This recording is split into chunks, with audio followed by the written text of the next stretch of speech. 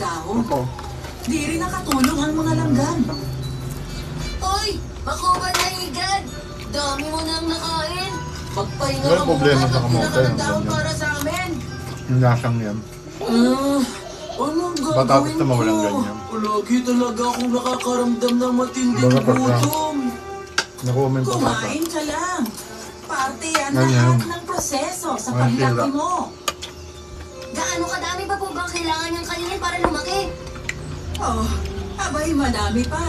At lalaki siya sa paraan na kahit kayo ay tanggal mo hindi yun, siya ako kamay. makikilala. Ha? Oo, may sabon. Kumain ka't maging malusog. Iwain mo na Kang to. magpapaapekto sa Ito ibang po. mga bagay.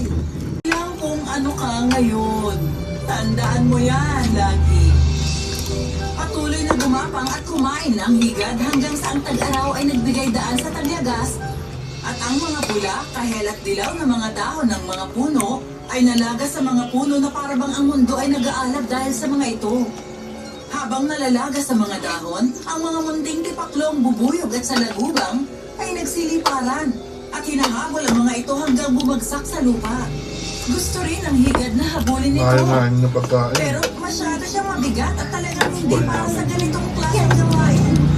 Nahuhulog lang siya at bumabagsak. 50 pesos yun eh. Mahal? Yung patatas. Masasawang may ganito. Mahal ah. Sana naman makalipad ako kasama ng mga dahong to.